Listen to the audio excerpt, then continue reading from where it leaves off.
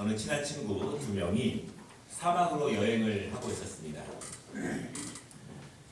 하지만 두 친구가 여행 중에 사소한 문제로 말다툼을 하게 되었는데요. 한 친구가 다른 친구의 뺨을 때렸습니다.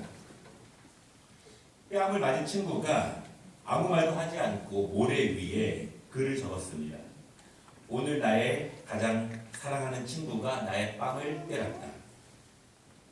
그들은 오아시스가 나올 때까지 말없이 걸었습니다. 그리고 마침내 오아시스에 도착해서 그곳에서 잠시 쉬었다 가기로 했습니다.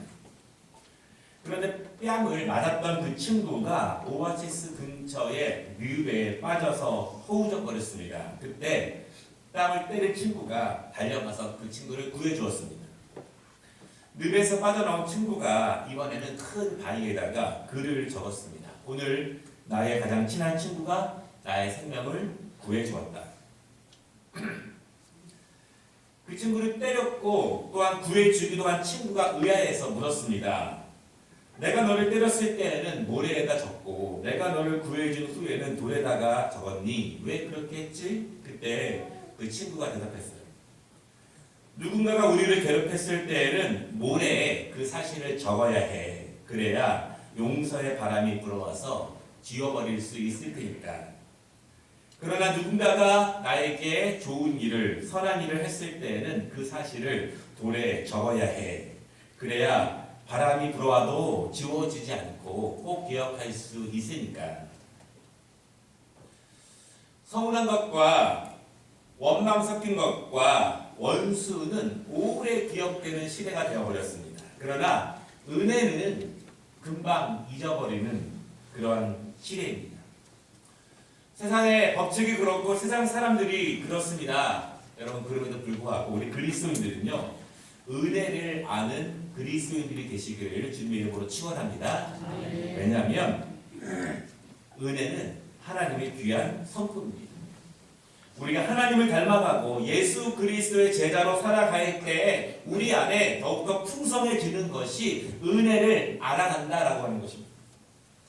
그러므로 우리 속에서 은혜가 넘치고 감사가 넘치는 것은 내 믿음이 성장해 나아가는 것이고 예수님의 모습이 내 안에서 점점 풍겨나는 것이 은혜를 기억하고 은혜를 알아가는 사람들이다라고 하는 것입니다. 예수님 당시에 나병, 한센병, 문둥병, 그 병은요 사람들에게 하나님의 징계를 받아서 생긴 병이다, 그렇게 사람들이 생각을 했습니다. 그래서 나병 환자들은요 일반 사람들과 함께 살 수가 없었습니다. 성 밖에 자기들끼리 모여서 삽니다. 사람들은 그들이 병 때문에 그들을 멀리합니다. 또한 그들을 정결하지 않는 사람들로 생각해서 가까이 하지도 않습니다. 나병은 무서운 병인데요, 혹시나 그 나병이 나을 때가 있어요. 그러면 율법의 법칙을 따라야 하는데요, 율법에는 그 몸을 제사장들에게 가서 보이고 제사장들이 하나님이 그 병을 고쳐주셨다 이렇게 판단을 내리면, 깨끗해지면 다시 가족에 있는 집으로 돌아갈 수가 있습니다. 오늘 예수님께서 나병 환자들과 만나는 그 장면이 우리가 함께 읽은 말씀 가운데 나옵니다. 이제 10월이 저물어가고 있습니다. 결실의 계절인데 여러분들의 추수는 어떠하신지요? 우리는 또한 신앙적으로 추수감사주의를 한 주 정도 앞두고 있습니다. 오늘 우리가 이 결실의 계절 또한 추수감사주의를 한 주 앞두고 예수님과 나병 환자들의 관계, 그들의 모습을 통해서 우리 자신과 예수님의 모습을 한번 되돌아보고 한번 점검해보는 시간이 되었으면 좋겠습니다. 오늘 말씀을 보면은요, 첫 번째로 예수님께서는 불쌍한 자들을 불쌍히 여기신다, 그렇게 말씀하고 있습니다. 세상에는 많은 불쌍한 사람들이 있습니다. 우리 수도 있습니다. 그 중에서 나병 환자들은요 특별히 더 불쌍한 사람들입니다. 성경에 많은 불쌍한 사람들이 나오고 있는데 그 많은 불쌍한 사람들을 대표하는 불쌍한 사람들이 바로 나병 환자입니다. 나병은 선천적인 병은 아닙니다. 감염을 통해서 생기는 병인데요, 처음에 감염되면은 한 5년에서 20년 동안은 모르고 지나갈 수가 있는데 그 이후에 병이 나타납니다. 이 병이 무서운 이유가 사람의 신경계, 그리고 기도, 그리고 피부, 그리고 눈과 온몸에 강한 염증을 일으키게 되고 그 부위들이 문드러져서 떨어져 나가게 하는 병입니다. 그래서 사람들은요, 이 병에 걸리면 반드시 격리해야 합니다. 여러분, 또한 이 병이 안타까운 것은요, 현대의학에서도 어느 정도 치료할 수 있는 길이 있지만 충분한 영양을 공급받지 못하면 감염이 빨라지고 병이 빨리 악화됩니다. 그래서 격리된 사람들은요, 경제활동을 하기 어렵기 때문에 점점 그 병이 악화되고 평생 그 병, 고통 가운데 살아가게 됩니다. 여러분, 그들의 삶이 얼마나 불쌍합니까? 종교적으로 배척당한 사람들입니다. 가정에서는 버림받은 사람들입니다. 생활은 궁핍하고 몸은 병들어가고 마음은 외롭고 삶은 고달픕니다. 세상의 모든 아픔들과 고통을 몸으로 받고 있고 마음으로 갖고 있고 삶으로 짊어지고 갖고 있는 사람들, 정말 성경에 나오고 있는 수많은 불쌍한 사람들 가운데서 대표적으로 불쌍한 사람들이 오늘 본문에 나오는 그 사람들이다 라고 하는 것이에요. 그런데 오늘 그 예수님께서 그 마을 곁을 지나가고 계시는 모습이 나옵니다. 그들은 사람들과 격리되었기 때문에 멀리서만 예수님이 지나가시는 모습을 봅니다. 그리고 그들은 가만히 있을 수 없어서 예수님을 보고 소리를 지릅니다. 소리를 지르는 거예요. 왜 예수님을 보고 소리를 질렀을까? 여러분, 사람이 소리를 지르는 데에는 분명한 이유가 있습니다. 그들은 예수님에 대한 소식을 분명히 들었습니다. 예수님이 병을 고치시는 분이고 귀신을 쫓아내는 분이고 능력을 행하시는 분이라는 소식을 들었습니다. 한 번, 두 번 들은 것이 아니라 이스라엘 전역에서 예수님의 능력이, 그 이야기가 날마다 사람들의 입에서 입으로 전해지고 있는 것을 그들도 들었습니다. 그러나 그들은 예수님 앞에 가까이 갈 수가 없어요. 멀리 떨어져 있습니다. 그러나 예수님 앞에 나오고 싶습니다. 가까이 갈 수가 없습니다. 그들은 크게 소리를 지르고 힘껏 목소리를 다해서 예수님께 소리를 지르고 부르짖고 있다, 이렇게 말씀하고 있어요. 여러분, 소리를 지른다는 것은요, 굉장히 중요한 의미가 있습니다. 혹시 지금까지 신앙생활 하시면서 기도하실 때 한 번도 크게 부르짖어 본 적이 없는 분들이 계신지 모르겠습니다. 아니면 얼마나 자주 우리는 부르짖으며 기도하고 있는지. 안 믿어지면 소리 지르지 못합니다. 안 믿어지면 예수님이 지나가셔도 그것이 나와 아무런 관계가 없어집니다. 예수님의 능력을 사모하지 않으면 소리 지르지 않습니다. 예수님이 베푸신 능력이 나에게도 일어나리라고 믿지 못하면 그저 얌전하게 그냥 지켜보고만 있습니다. 13절에요. 그들이 소리를 지르며 부르짖습니다. 그런데 그 짧은 몇 마디가 그들의 인생 전체를 설명하는 것 같습니다. 예수 선생님이여, 우리를 불쌍히 여기소서. 우리를 불쌍히 여기소서. 불쌍히 여기소서, 이렇게 부르짖고 있습니다. 저 멀리서 간절하게 부르짖어요. 그런데 그 부르짖는 목소리가, 음성이 얼마나 애달픈지 예수님은 그 음성을 듣고서 그들이 어떤 사람인지 아십니다. 그들의 목소리 가운데 그들의 인생을 보십니다. 그리고 그들의 부르짖음 가운데 묻어나는 그들의 간절함을 예수님이 아신다는 것입니다.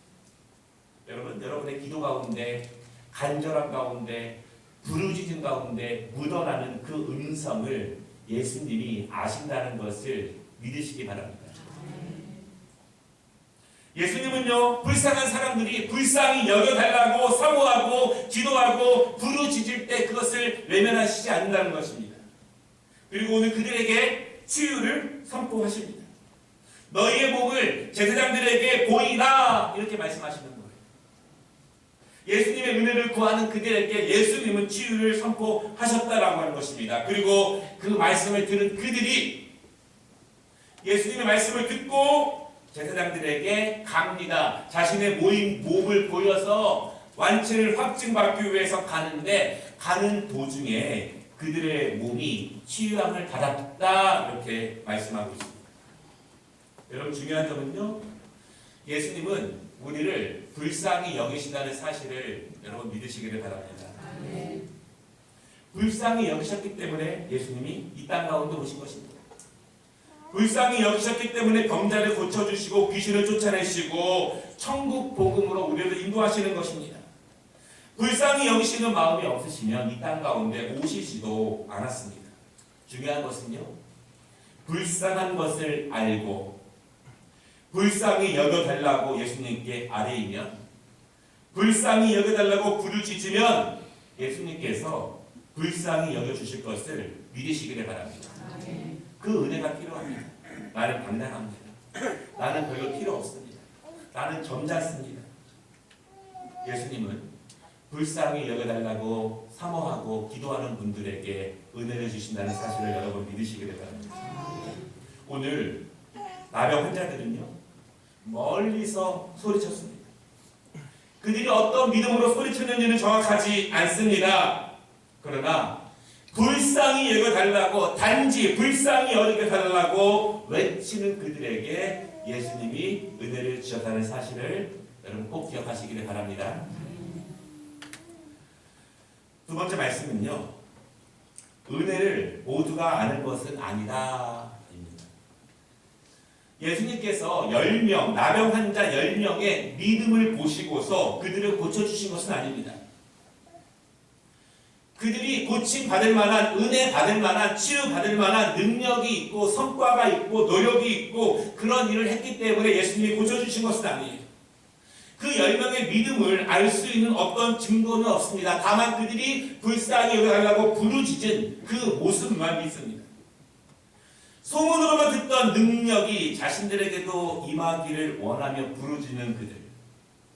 여러분, 그들이 전에도 예수님의 기적과 예수님의 능력을 한 번, 두 번 받아본 적이 있기 때문에, 과거의 은혜에 대한 경험이 있기 때문에 오늘 또 부르짖는 것이 아닙니다. 듣기만 했습니다. 듣기만 했지만 그 들은 가운데 그것이 나에게도 이루어질 것이라는 믿음으로 부르짖은 가운데 그 능력이 임했다는 것을 우리가 기억해 보아야 합니다. 은혜 주시는 것은요, 예수님의 특기입니다. 예수님은 은혜를 사모하는 자에게 은혜를 주시는데 그 믿음이 충만해서 은혜를 주시는 것은 결코 아닙니다. 한 여인은요, 예수님 앞에 감히 나서지도 못했습니다. 단지 예수님의 옷자락을 붙잡을 만한 믿음밖에 없었지만 예수님은 그녀의 병을 고쳐주십니다. 로마의 백부장은요, 자신의 하인의 병을 고쳐주시기를 사모합니다. 예수님은 그 하인을 본 적도 없습니다. 그 하인의 믿음은 절대 모르십니다. 그런데 예수님은 백부장의 믿음 때문에, 나옴 때문에 그 하인을 고쳐주시는 거예요. 예수님이 많은 사람들과 함께 지나가실 때 다윗의 자손이여 나를 불쌍히 여기소서 외치며 소리치는 맹인이 있었습니다. 그의 믿음의 분량을 우리가 어떻게 알겠습니까? 단지 불쌍히 여겨달라고 외칠 때 예수님이 그를 불쌍히 여기시고 그의 눈을 고쳐주신 것입니다. 여러분, 당당하기 때문에 은혜를 달라고 고쳐달라고 말하는 것이 아니라 예수님은 불쌍히 여겨달라고 그의 은혜를 구할 때 불쌍히 여겨주시는 분이라는 사실을 믿으시기를 바랍니다. 그런데요, 성경에 그렇게 많은 사람들이 예수님의 은혜를 받았는데, 불쌍히 여김을 받았는데 그 사람들이 지금 그 이후에 어디에 있는지는 아무도 모릅니다. 아무도 모릅니다. 어디에 있는지.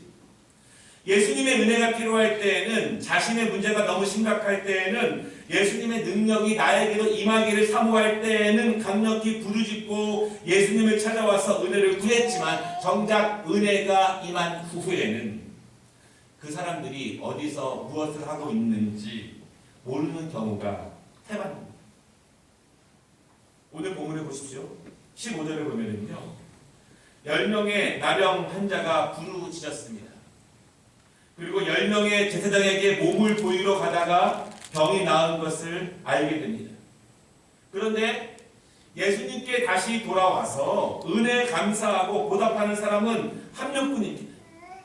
15절 말씀을 보면은요, 그 사람은, 그 한 명은 예수님의 은혜를 구하며 부르짖을 때처럼 지금도 돌아와서 큰 소리로 하나님께 영광을 돌립니다. 이제는 정결한 몸이 되었습니다. 예수님의 발 앞에 엎드려 감사합니다. 한 명만 그렇게 합니다. 여러분, 그런데 성경은요, 그 사람이 사마리아 사람이다 라고 꼭 집어서 언급을 합니다. 이스라엘 사람들이 멸시하던 사람들이 사마리아 사람들입니다. 이스라엘 사람들이 하나님의 구원이 절대로 임할 수 없다라고 말한 사람들이 사마리아 사람인데 10명 가운데에서 사마리아 사람만 예수님께 돌아와서 은혜에 감사하고 있다, 이것입니다. 성경에서 이 사람이 사마리아 사람이라고 꼭 집어 언급한 데에는요, 특별한 이유가 있습니다. 누가복음 10장에 보면은요, 우리는 강도 만난 한 사람을 알고 있습니다. 그 사람이 강도 만났을 때 제사장도 레위인도 그 사람을 도와주지 않고 그냥 지나갑니다. 왜 지나갑니까? 도와주다가 자신도 강도를 만날까 하여 두려워해서 도망가게 됩니다. 성경에는 분명히 하나님을 사랑하고 이웃을 사랑하라라고 말씀하고 있는데 그 말씀을 더 잘 지켜야 되는 제사장들과 레위인들이 상황이 바뀌면, 내가 위험해지면, 내가 어려워지면 그 말씀을 정작 지켜야 되는 그 상황 가운데 그 말씀을 외면하고 있는 것입니다. 그런데 어떤 사람이 강도 만난 사람을 보고요, 정성을 다해서 그 사람을 구해주고 도와줬는데 성경은 그 사람이 하필이면 이스라엘 사람들이 멸시하던 사마리아 사람이다, 이렇게 또 말하고 있습니다. 여기서 중요한 것은 이것입니다. 레위인이라도 제사장들이라도 성경을 잘 안다고 말하는 사람들, 하나님의 구원을 받은 사람들이라고 말하는 사람들, 그들에게 이스라엘 백성이라고 하는 신분이 중요한 것이 아니라 하나님 앞에는 말씀대로 살고 말씀대로 실천하고 상황과 관계없이 그 말씀을 지키는 사람, 그 사람이 복되다, 이렇게 성경이 말하고 있는 것입니다. 오늘 10명의 나병 환자들이 고침받았습니다. 그런데 이방인인 사람, 이스라엘 사람들이 멸시하던 사람, 그 사람만, 하필 그 사람만 하나님의 은혜를 알고 감사합니다. 왜냐하면 은혜를 알기 때문에 하나님께 영광을 돌리는 사람이 바로 그 사마리아 사람들이다, 그렇게 말하고 있습니다. 17절 말씀을 보면은요, 예수님께서 그 사람에게 물어보십니다. 10사람이 다 깨끗함을 받지 아니하였느냐? 그 9은 어디 있느냐? 예수님이 한마디 더 하시는데요, 그 말씀이 참 애처롭습니다. 이 이방인 외에는 하나님께 영광을 돌리러 돌아온 자가 없느냐? 나머지는 어디 있느냐? 이것은 이스라엘 사람들에게 주시는 의미가 있어요.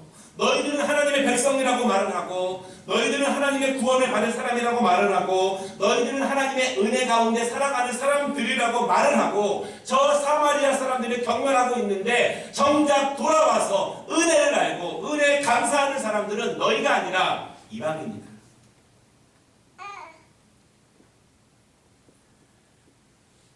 이 말씀은 우리에게도 동일한 은혜를 주실 것입니다. 어찌 보면 우리는 이스라엘 사람들과 비슷할 수도 있습니다. 그러나 정작 하나님께 돌아와서 하나님께 영광을 돌리는 사람은, 은혜를 아는 사람들은 우리가 저 사람은 절대 아닐 거야, 저 사람은 영 아닐 거야, 그럴 수 없어, 그런 사람일 수도 있다라고 하는 것입니다. 우리가 오늘 본문 말씀을 해석하면서 주의 깊게 보아야 될 상황이 있는데요, 10명이 치유함을 받았습니다. 9명이 예수님께 돌아오지 않았습니다. 그런데요, 돌아오지 않았다고 해서 그들이 예수님의 은혜에 감사하지 않았다고 해서 그들에게 임한 치료의 은혜가 사라지는 것은 아닙니다. 그들이 돌아와서 하나님께 영광을 돌리지 않았다고 해서 예수님께서 주신 은혜가 다시 사라지는 것은 아니라는 것입니다. 그들에게 여전히 치료는 유효합니다. 그들은 은혜를 받았고 고향으로 돌아갔고 회복되었고 강건해졌습니다.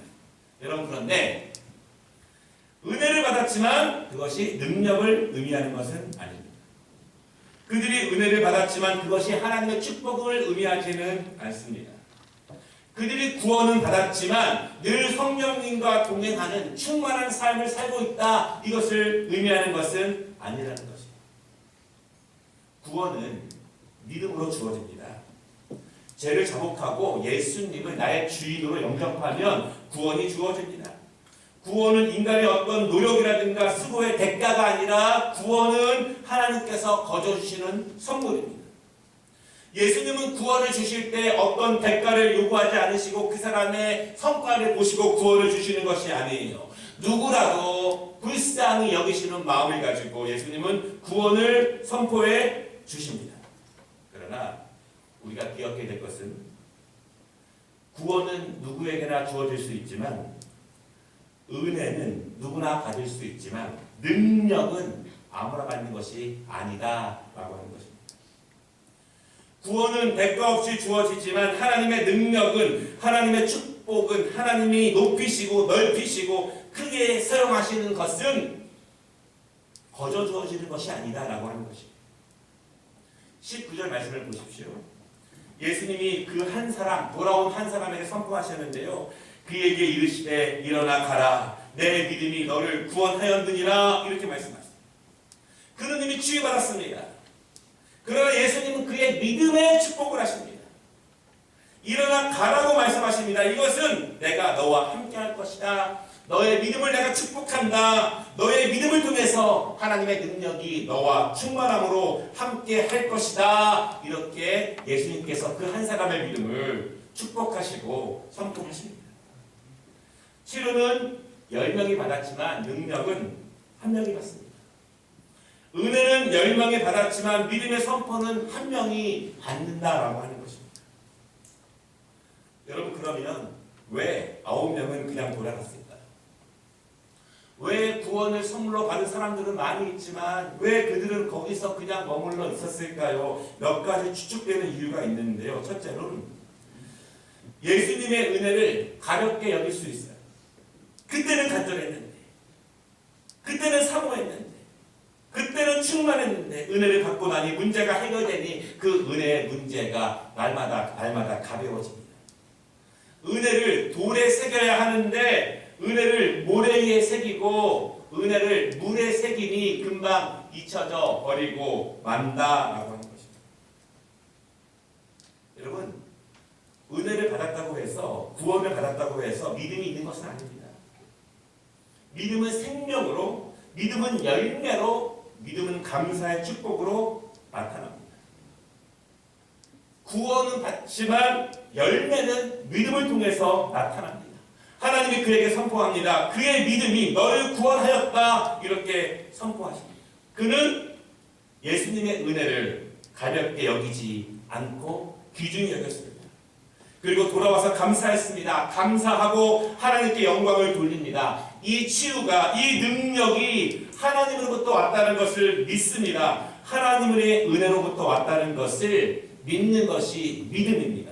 믿음이 있으면 알게 되고, 알면 감사하게 되고, 감사하면 하나님께 영광을 올리게 되는 것입니다.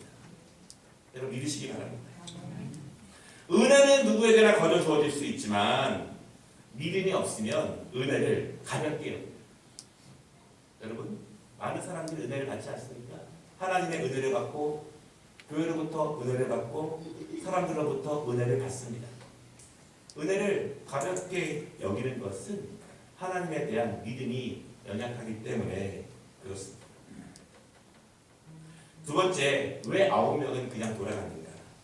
너무 좋으면 감사하지 않을 수 있습니다. 무슨 말입니까?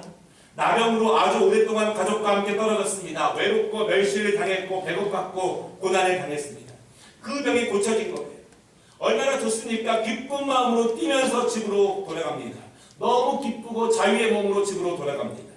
은혜를 사모할 때에는 예수님께 부르짖었지만 은혜를 받으면, 예수님이 문제를 해결해 주면 이제는 마음이 편안해지죠.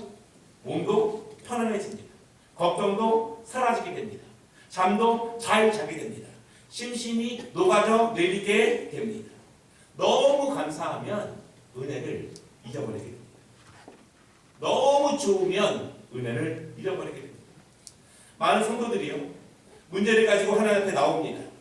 문제를 놓고 은혜를 구합니다. 밤마다 새벽마다 기도합니다. 하나님이 그 기도를 들으셔서 불쌍히 여겨주시고 그들에게 은혜를 베풀어 주시고 그 문제가 해결됩니다. 너무 기쁘죠? 너무 행복합니다. 이제는 잠도 잘 자는 거예요. 걱정도 없습니다. 그런데 문제는 풀렸는데 예배가 소홀해지고 기도가 소홀해집니다. 왜일까요? 문제가 해결된 이후에 더 열심히 기도하고 더 열심히 예배하고 더 열심히 봉사하는 분들을 만나보기가 점점 어려워집니다. 왜 그럴까요? 너무 좋습니다. 이제 편안해졌으니까. 이제 걱정 근심이 내려갔으니까. 그러면 은혜를 잊게 됩니다. 여러분, 은혜를 잊는 것은요 결국 그 사람의 믿음에 불리합니다. 그 사람이 은혜를 이겼다고 해서 너무 서운하게 생각하지 마세요. 하나님은 베푼 사람에게 주시는 축복이 따로 있음을 믿으시기를 바랍니다. 서운해하지 마세요. 그것이 그 사람의 믿음의 분량입니다. 어쩔 수 없습니다. 다만 은혜는 입을 수 있지만 그것이 능력이 되지 못한다는 것, 열매가 되지 못한다는 사실을 우리가 꼭 기억해야 합니다. 말씀을 마치겠습니다. 10명이 은혜를 받았지만 돌아와서 하나님께 영광을 돌린 사람은 한 명입니다. 예수님은 그를 축복하십니다. 그 10명 가운데 한 명, 그것을 한 신학자가 이렇게 말합니다. 결국 하나님의 축복은 소수의 법칙이다.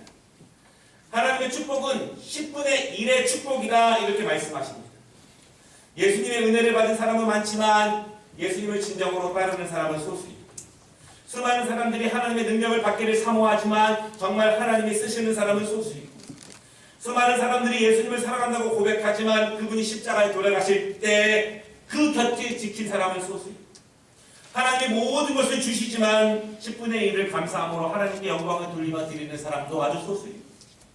수많은 사람들이 예수님의 말씀을 듣지만 그대로 따르는 사람들은 아주 소수이고, 많은 사람들이 예배를 드리고 말씀을 듣지만 그 말씀을 내 말씀으로 받고 나를 변화시키고 나를 수정해서 그 말씀대로 사는 사람도 소수입니다.